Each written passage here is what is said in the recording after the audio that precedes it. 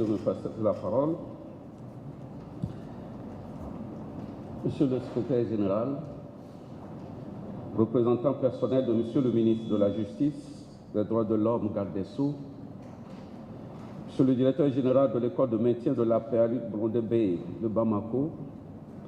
général de brigade Moussa Sinko Koulibaly, honorable juge de la Cour de justice de la CEDEAO, chef de mission,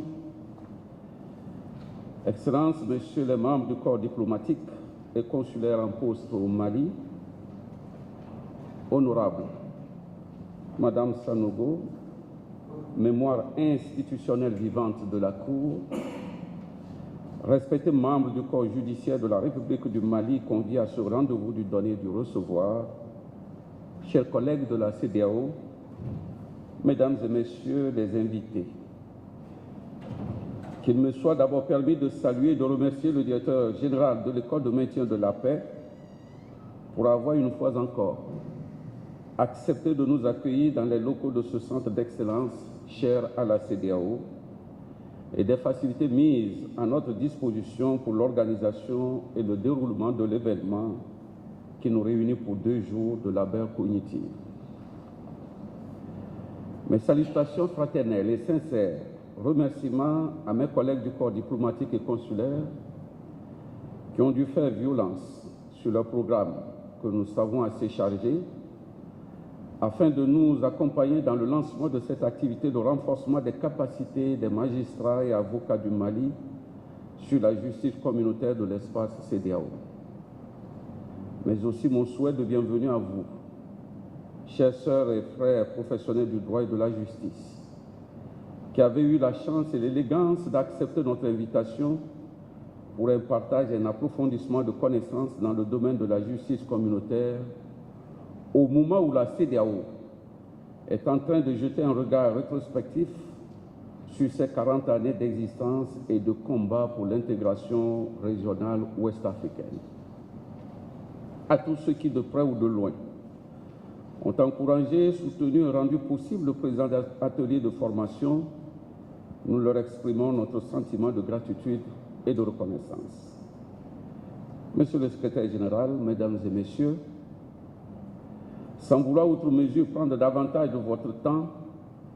permettez-moi de souligner quelques points saillants des mobiles de l'organisation de secours sur la justice communautaire au profit des magistrats et avocats du Mali. Comme l'indique du reste en filigrane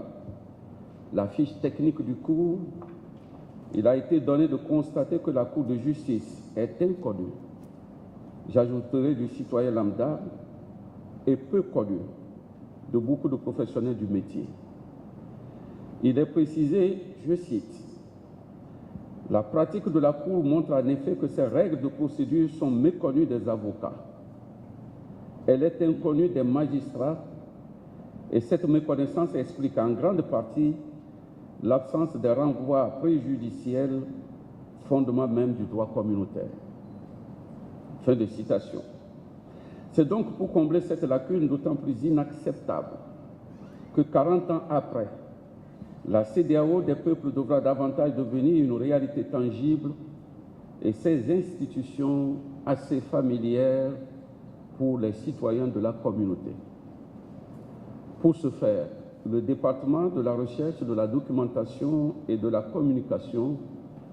sous la conduite de l'honorable juge Hamefoune Mahamadan de la Cour de justice de la CEDEAO, est heureux d'organiser ce premier cours en terre malienne,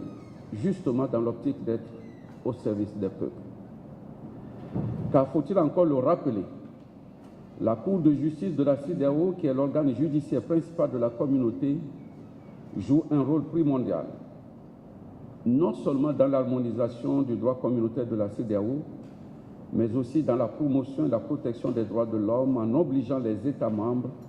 à faire respecter les droits humains, y compris par des sanctions.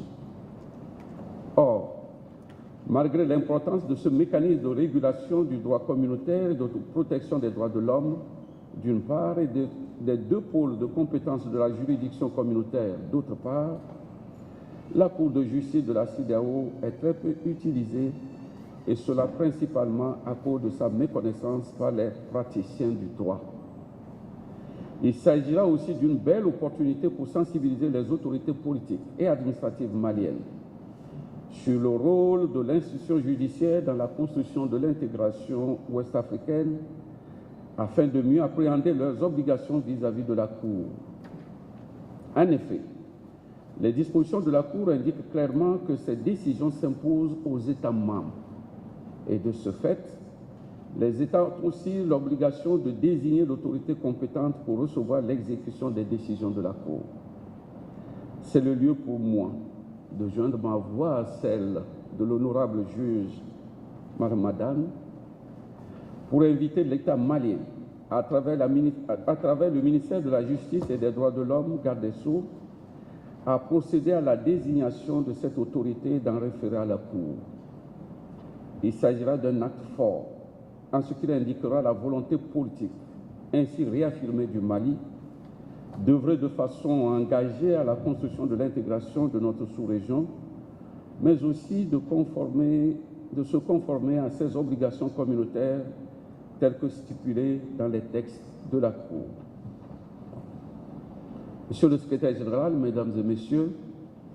nul doute que cette formation vient également à point nommé au regard de l'évolution positive de la situation sociopolitique et sécuritaire, certes lente, mais inexorable, et qui requiert des professionnels du droit et de la justice d'être mieux armés afin de faire face efficacement à l'application du droit humanitaire international et à la lutte contre l'impunité. Je puis vous assurer, mesdames et messieurs, que d'autres activités de formation du personnel judiciaire, d'information, de sensibilisation des acteurs de la justice, d'appui technique relativement à une meilleure compréhension du droit communautaire de la CEDEAO et du droit international pénal et des droits de l'homme suivront dans les mois et années à venir dans l'espace CEDEAO. Avant de terminer mon propos, je voudrais exprimer la disponibilité de la représentation spéciale à accompagner le ministère de la Justice pour l'identification des domaines techniques de coopération, ainsi que les modalités de mise en œuvre des acquis de la formation. À cet effet, la désignation par les deux parties des points focaux